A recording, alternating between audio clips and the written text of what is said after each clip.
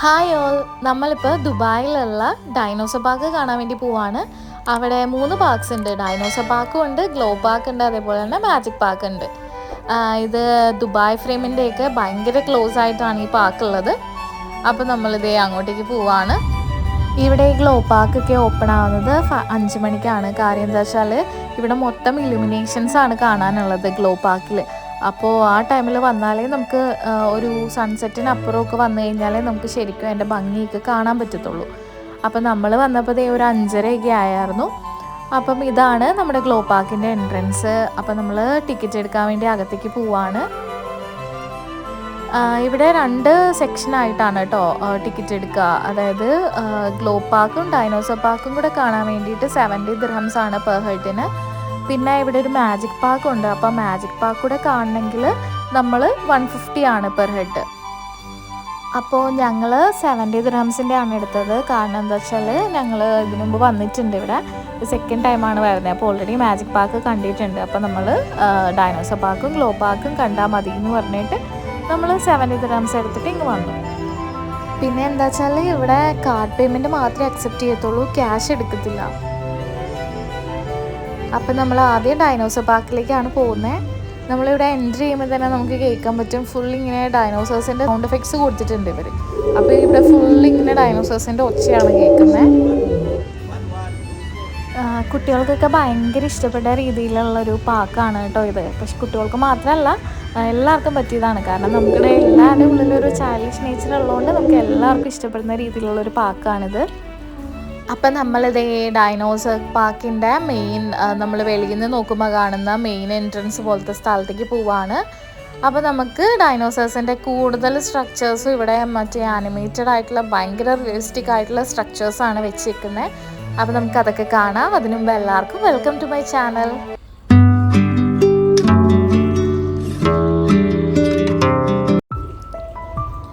എല്ലാവർക്കും എപ്പോഴും ഇൻട്രസ്റ്റ് ഉള്ളൊരു സബ്ജക്റ്റ് ആയിരുന്നു ഡൈനോസേഴ്സ് എന്ന് പറഞ്ഞിട്ടുണ്ടെങ്കിൽ. ഒരു കാലത്ത് നമ്മുടെ ആകാശത്തിലും കടലിലും കരകളിലൊക്കെ ആയിട്ട് നമ്മുടെ ഭൂമി ഭരിച്ചിരുന്ന ആൾക്കാരാണ് ഇവർ. നമ്മളിപ്പോൾ ഗൂഗിളിൽ സെർച്ച് ചെയ്യുമ്പോൾ നമുക്കറിയാം ഏകദേശം ഒരു 243 ദശലക്ഷം വർഷങ്ങൾക്ക് മുമ്പായിട്ട് ട്രയാസിക് പീരീഡിലാണ് ഇവർ ഡൈനോസേഴ്സ് ഇവിടെ ജീവിച്ചിട്ടുണ്ടായിരുന്നത്. അതിനുശേഷം ഇവർക്കൊക്കെ വംശനാശം വന്നു എന്നാണ് പറയുന്നത്. അപ്പോൾ അതിൻ്റെ റീസൺ നമ്മൾ ഗൂഗിളിലൊക്കെ സെർച്ച് ചെയ്താൽ അല്ലെങ്കിൽ സയൻറ്റിസ്റ്റുകളൊക്കെ പറയുന്നത് എന്താണെന്ന് വെച്ചിട്ടുണ്ടെങ്കിൽ നമ്മുടെ ഭൂമിയിലേക്ക് ഒരു ഉൽക്ക വന്ന് വീണു. അപ്പോൾ അതിൻ്റെ ഒരു എഫക്റ്റ്, അതിൻ്റെ ഒരു ആഫ്റ്റർ എഫക്റ്റ് ഉണ്ടായ ഒരു സുനാമി, അതേപോലെ തന്നെ എർത്ത് ഇതെല്ലാം കൊണ്ട് ഇവ ഭൂമിയിൽ നിന്ന് മൊത്തമായിട്ട് നശിച്ചു പോയി എന്നാണ് പറയുന്നത്. അപ്പോൾ അവരുടെ ആ ഒരു ഡൈനോസേഴ്സിൻ്റെ ആ ഒരു എറ തന്നെ നമ്മുടെ ഭൂമിയിൽ നിന്ന് ഇല്ലാണ്ടായിപ്പോയി. ഡൈനോസേഴ്സ് ഈ ഭൂമിയിൽ ജീവിച്ചത് ഏകദേശം ഒരു 179 മില്യൺ വർഷങ്ങളാണ്. നമ്മളുടെ എവല്യൂഷനൊക്കെ കഴിഞ്ഞിട്ടുള്ള മനുഷ്യന്മാരുണ്ടായിട്ട് 2.5 lakhs വർഷങ്ങളെ ആവുന്നുള്ളൂ. അപ്പോൾ നമ്മളെക്കാളും ഭയങ്കര സീനിയോറിറ്റി കൂടിയ ആൾക്കാരാണ് ഇവർ. അപ്പോൾ പണ്ടത്തെ ഭൂമിയിലെ രാജാക്കന്മാരായിരുന്നു ഇവർ. അപ്പോൾ നമ്മളെന്തായാലും ഉള്ള വർഷത്തിൽ അവരില്ല. അവരുണ്ടായിരുന്നെങ്കിൽ പിന്നെ നമ്മൾ ഈ ഭൂമിയിൽ ഉണ്ടാവില്ല. ഡൈനോസേഴ്സിൽ ഏകദേശം ഒരു 60% ആയിരുന്നു വെജിറ്റേറിയൻസ്, ബാക്കിയുള്ള 40% നോൺ വെജിറ്റേറിയൻസ് ആയിരുന്നു.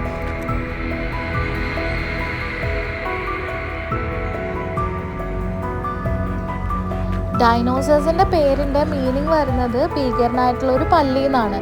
ഈ സ്പീഷീസ് റെപ്റ്റൈൽസ് ആയിട്ടാണ് കാറ്റഗറൈസ് ചെയ്തിരിക്കുന്നത്. പക്ഷേ റെപ്റ്റൈൽസിനുള്ള എബിലിറ്റീസ് കൂടാതെ കുറച്ച് സ്പെഷ്യലായിട്ടുള്ള എബിലിറ്റീസൊക്കെ ഇവർക്കുണ്ടായിരുന്നു. കാരണം ഇവർക്ക് 2 കാലിൽ നിവർന്ന് നിൽക്കാനുള്ള എബിലിറ്റി ഉണ്ടായിരുന്നു. അതേപോലെ നമ്മൾ മൂവീസിലൊക്കെ കണ്ടിട്ടുണ്ട് ടെറോസേഴ്സ് എന്ന് പറഞ്ഞിട്ടുള്ള ഫ്ലൈയിങ് ഡൈനോസേഴ്സൊക്കെ. അപ്പോൾ അവർക്കിങ്ങനെ ഫ്ലൈ ചെയ്യാനുള്ള എബിലിറ്റീസൊക്കെ ഉണ്ടായിരുന്നു.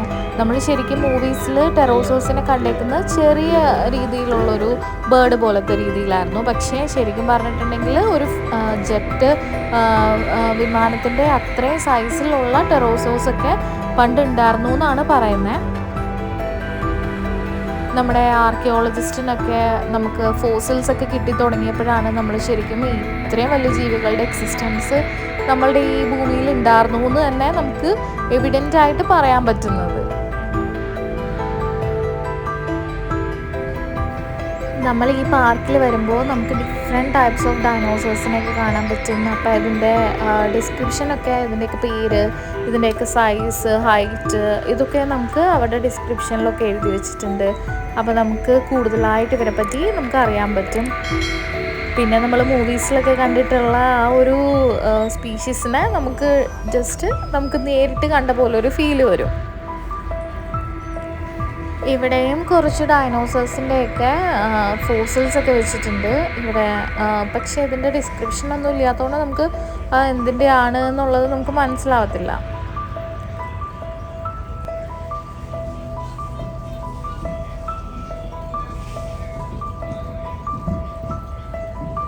ഇവിടെ നമുക്ക് മാജിക് പാർക്ക് ഉണ്ട്, പക്ഷേ നമ്മളതിൽ കയറിയില്ലായിരുന്നു. കാരണം ഇതിനു മുമ്പ് നമ്മൾ കയറിയിട്ടുള്ളതുകൊണ്ട് നമ്മൾ രണ്ടാമത് മാജിക് പാർക്കിൽ കയറിയില്ല.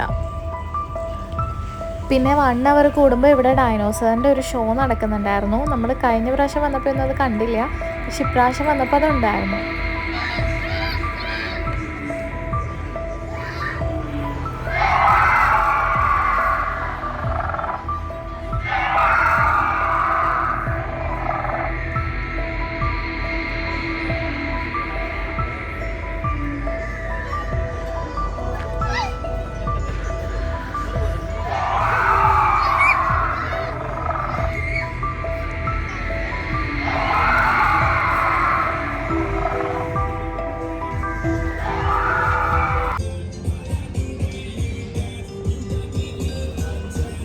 നെക്സ്റ്റ് ഗ്ലോ പാർക്കിൻ്റെ സെക്ഷനാണ് കേട്ടോ.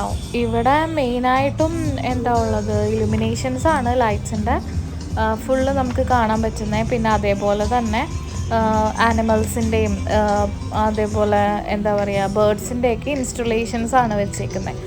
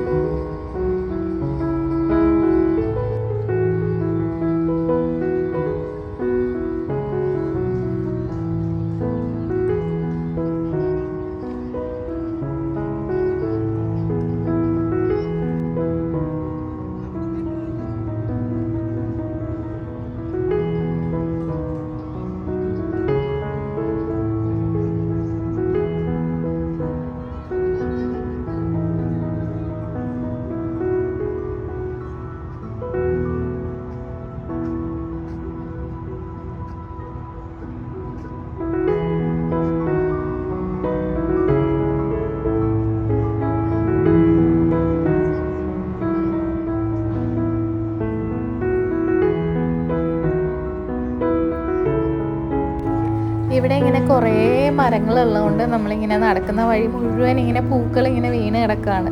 അപ്പോൾ നമുക്ക് ഇതുവഴി നടക്കാനൊക്കെ നല്ലൊരു ഫീലാണ്.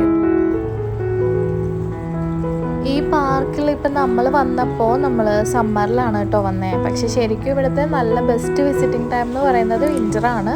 അപ്പോൾ ആ സമയത്ത് നമുക്ക് അത്ര ചൂടൊന്നും തോന്നില്ല. ഇപ്പം നമ്മൾ പുറത്തേക്ക് ഇങ്ങനെ വെളിയിലൊക്കെ നടക്കുമ്പോഴത്തേക്കും നമുക്ക് ഭയങ്കരമായിട്ട് ചൂടൊക്കെ ഫീൽ ചെയ്യും.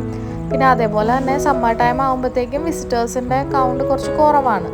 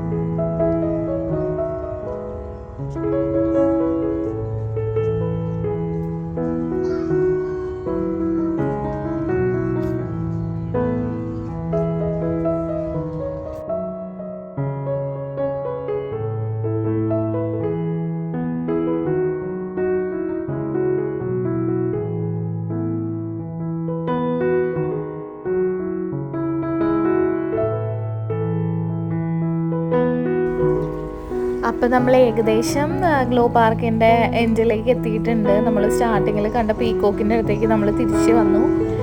അപ്പോൾ നമ്മുടെ ചാനൽ ആദ്യമായിട്ട് കാണുന്നവരാണെങ്കിൽ സബ്സ്ക്രൈബ് ചെയ്യുക, നമ്മുടെ വീഡിയോസൊക്കെ കാണുക, ലൈക്കും കമൻസൊക്കെ ചെയ്യുക കേട്ടോ.